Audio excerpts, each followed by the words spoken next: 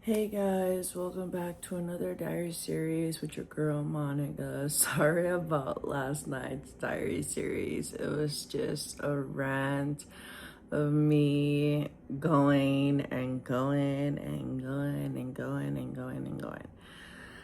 So tonight, my day went well. My baby did misbehave in the bank, but what do you expect from a 2-year-old? She doesn't like to stay put. So somehow she managed to slip through the doors and we couldn't find her. And where do we find her? In the bank vault, laying on a stack of cash and basically just chilling, watching her phone. And for me, it was the worst experience of my life because I literally thought someone just walked out with my baby, but that wasn't the case. She was in the stack of cash, chilling, watching her phone while we all went crazy looking for her. So that's how my morning started. And today, my daughter got relocated to a new, different foster place. I spoke to the social worker. She reassured me she's safe. Even though there's a 15-year-old boy there, she reassured me she's safe. She's been off since 5, but she stayed with her till like 7. I don't even know. She's probably still with her right now. So she's trying to help her settle down. The new foster place she's at, they're Mexican, so I grew up with a Mexican mom, so I know how strict they are. They don't play around. But of course, they're not allowed to hit you because it's a foster place. So, but my daughter doesn't want to give it a chance. So I prayed for her, sent her the prayer. I prayed for her. Once I'm done editing this vlog and stuff, I'm probably gonna knock out and go to bed. I'm very, very tired. It's been very tiring. I dyed my hair with this super awesome shampoo. You can barely see, you don't see my grays no more. They're gone. So I'm really happy about that. My apartment is nice and clean. My baby fell asleep today around 4 something. She woke up at 7 when I was out here getting ready to do my diary series. So I went and put her to bed, fell asleep for a little bit with her, and then woke up and I was like, wait, what time is it? It was 8 o'clock. So I was like, oh God, I fell asleep with her. So it's been tough. It's been really tough to hear my daughter cry. And I don't know how to react to it besides wanting to give my daughter a hug, wanting to give her a big kiss. Like, everything's gonna be okay, baby. You know, I haven't had a chance to talk to her, but I'll talk to her tomorrow when she comes to visit me.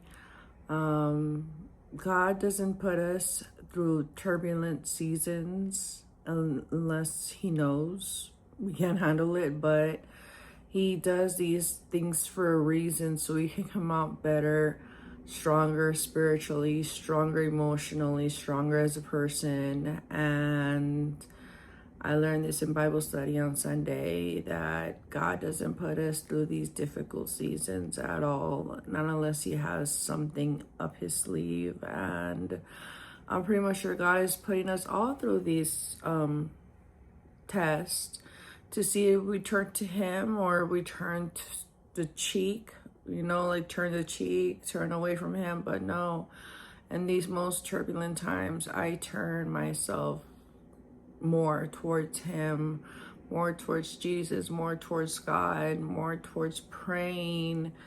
You know, God is my king and Jesus is his son. You know, that's just how it goes in the blessings in the name of the Son, the Father, and the Holy Spirit, because you're all 3 in 1. So I am trying to be there for my daughter the best way that I can, the best way that I know I can. I did get her a Charlotte's Tilbury palette from the Charlotte's Tilbury website. It comes tomorrow.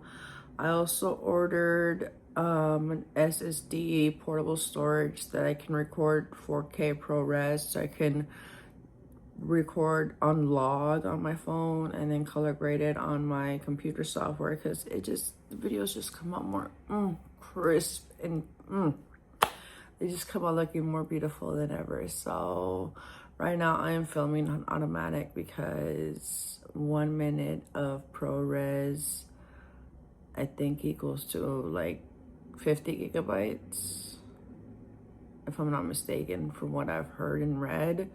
So that's why I got me an external hard drive, 2 terabytes, so I can film on ProRes on my phone. The only thing I need to figure out is how I'm gonna use my mic, because I can only plug one or the other. So if I'm doing diary series like this at night, then there's no reason for me to use my mic. Therefore, I can record and vlog. So I really enjoy recording a log and color grading, adding the color grader myself, you know, and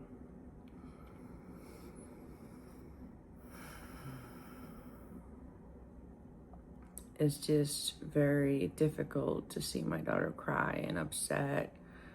And I totally forgot to tell her, like, you can't be texting me, you gotta text me in the group chat when she sent me the video. But when I saw her crying and then she had no door, that kind of got me upset. So everything went out the window and I didn't even remind her, because I was more concerned that she's in a room with no door and a 15-year-old male in the same house.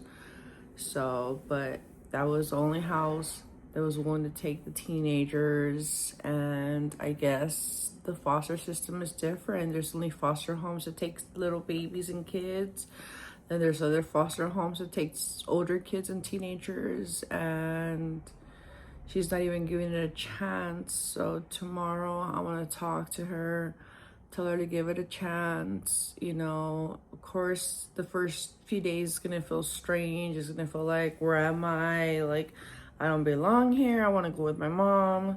And I understand she wants to come home. I understand she wants to come home, but court ordered her to stay in foster care for 2 months. She's been in there since September. So we have court on the 23rd, and she messed up in her first foster home. So I don't know how the court's gonna go. Court is on Thursday. And I think my sister-in-law's coming back over tomorrow to stay with my daughter while I go to court. Because I don't even know if I'm gonna drive there or Uber it there, because I don't know. Like, if it's longer, then I might need to stay longer, and I can't keep the car because my husband goes to work. He already missed 2 days. He can't miss another day. So it's just, I've been praying a lot. I've been reading my Bible. I've been studying my Bible, and I just rely so much on Jesus Christ and God right now, because only what's going on, everything's under his control right now. So the outcome is going to be all based on what God thinks is right and is fits for our family. So that's why I pray for him to bless a judge and let the judge be lenient towards my daughter and stuff. But, you know, she's messed up royally, so I don't know how lenient they're going to be with her. She shouldn't be worrying about drugs or partying and all that. I know that comes down the line, because I did it all in my 20s, partied all through my 20s, early 30s, and now I am gonna turn 40 and I can't even think about partying or drinking or getting wasted. That's just too much. So as far as my husband and I, the situation, we hashed it out last night. That guy makes me crack up. So there's no way we could always have a serious conversation or a serious argument, because he does things that make me laugh. And he cried, I cried, we got our frustrations out. and stuff, and we came to a compromise, and I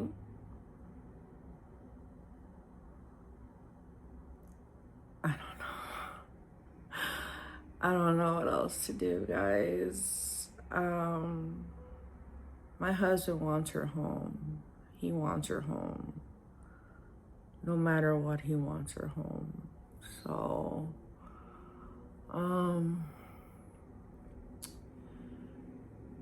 there's nothing much to say, I guess, besides my daughter is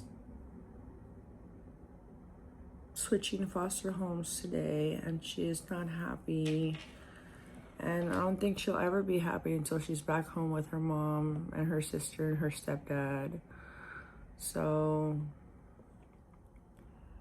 I just have to do my best to keep my energy going, my positive energy going, and letting her know that everything's gonna be fine. So